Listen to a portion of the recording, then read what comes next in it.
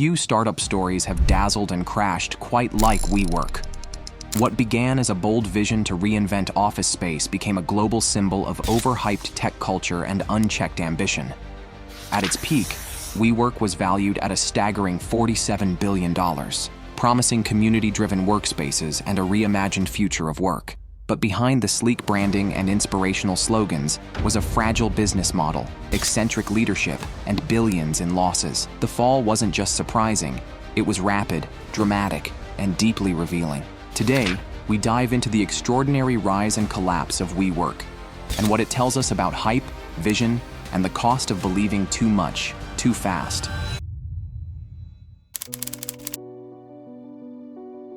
WeWork began in 2010, when Adam Neumann and Miguel McKelvey saw an opportunity in the aftermath of the 2008 housing crash. Office spaces sat empty, landlords were desperate, and the traditional 9-to-5 model felt outdated. Their idea was simple: lease large spaces on long-term contracts, then sublet flexible desks and rooms to freelancers, startups, and growing teams. But it wasn't just about square footage, it was about culture. WeWork promised more than a place to work. With sleek lounges, beanbags, neon signs, and beer on tap, it felt like a blend of startup cool and college dorm energy. Members could attend yoga classes, networking mixers, and branded social events. Within a few years, WeWork was branding itself not as a landlord, but a lifestyle company. It sold community, creativity, and purpose, and the message worked. From San Francisco to Singapore, people lined up to join what they believed was the future of work. The core of WeWork's appeal lay in its promise of community. Long-term leases allowed the company to secure prime real estate at scale, which it then transformed into bright, open-plan hives filled with glass offices, shared desks, and communal kitchens. For a new generation of professionals, from coders and designers to small marketing teams, the setup offered something traditional offices couldn't: flexibility, energy, and a sense of belonging. WeWork marketed itself as a space where serendipity sparked innovation. You might bump into an investor over coffee or collaborate with a fellow freelancer in a meeting room. This idea resonated with millennial values: collaboration, experience, and a fluid work-life balance. By packaging office space as a lifestyle and a service, WeWork stood out in a crowded market of traditional and serviced office providers. Adam Neumann quickly became the face of WeWork. With his towering frame, flowing hair, and magnetic stage presence, he projected the image of a visionary founder. But his vision extended far beyond office space.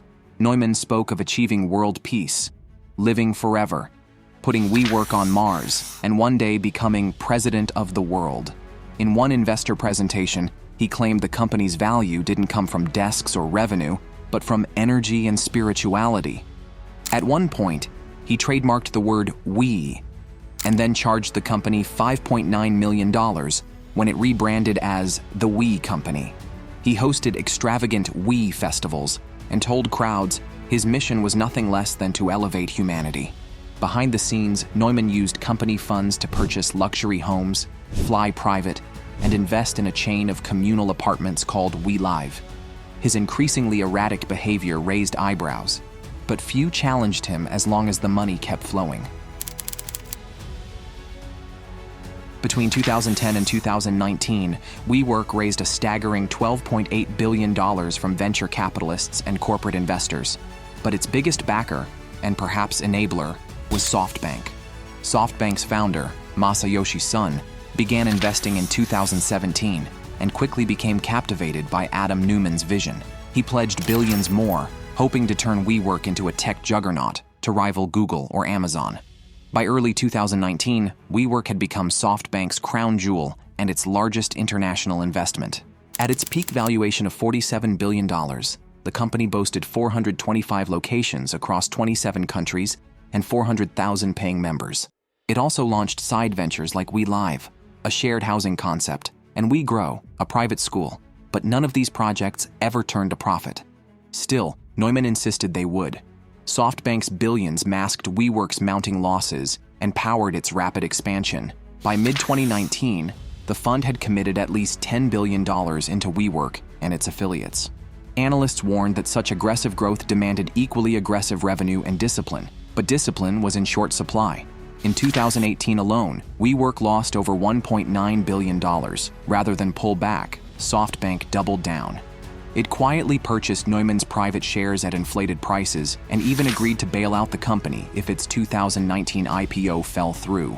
For a while, that behind-the-scenes safety net kept investor confidence alive until the public got a look at WeWork's real numbers.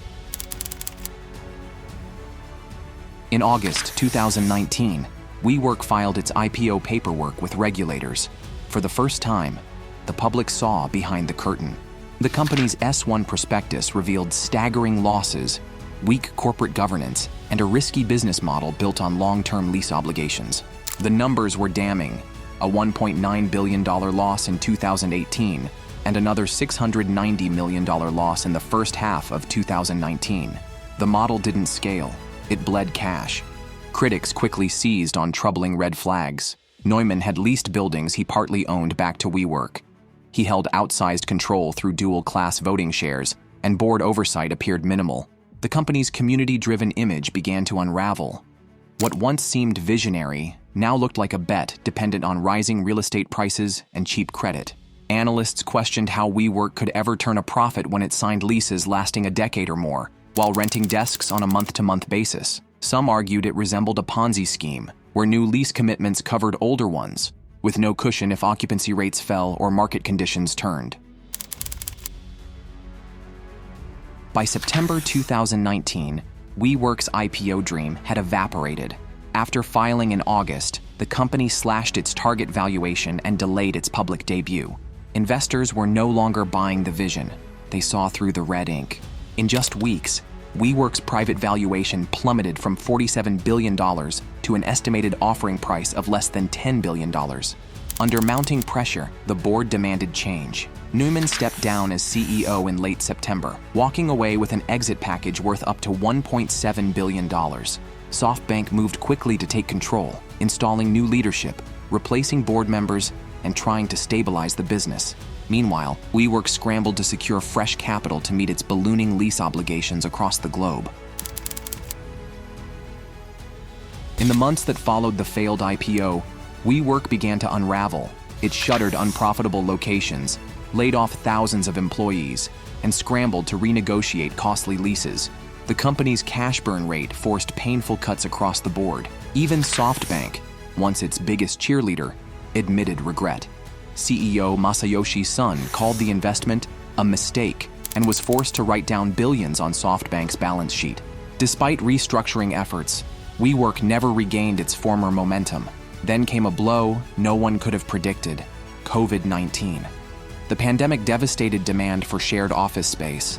Once seen as flexible and future-proof, WeWork's model suddenly clashed with lockdowns, remote work, and social distancing. By late 2023, burdened with debt and dwindling occupancy, WeWork could no longer stay afloat. In November, it filed for Chapter 11 bankruptcy protection in the US, the final chapter in one of the most dramatic startup collapses in modern history.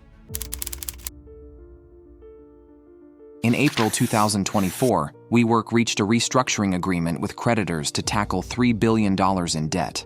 As part of the deal, it appointed John Santora as CEO, tasked with steering what remained of the company towards stability. While many WeWork locations remain operational, the company now trades at a fraction of its former valuation. Today, WeWork stands as a case study in startup excess, unchecked growth, founder worship, and the pitfalls of valuing companies based on vague metrics like community and energy. The once hyped office disruptor is now a leaner real estate firm, still in business, but walking a tighter line. Its future depends on balancing fixed lease obligations with real, sustained demand and resisting the kind of overreach that led to its fall. WeWork's $47 billion disaster wasn't caused by a single misstep. It was the result of many harsh truths: a fickle market, a flawed business model, and a founder who believed vision mattered more than fundamentals. What was once pitched as the future of work was ultimately undone by unchecked ambition and enough red ink to make any accountant wince. Today, WeWork stands as a cautionary tale, a reminder that hype is no substitute for profitability. But what do you think? Was WeWork a bold idea brought down by ego, Or was it doomed from the start? Let us know your thoughts in the comments below. And if you found this story interesting, don't forget to like the video and subscribe for more deep dives into the biggest business rises and falls.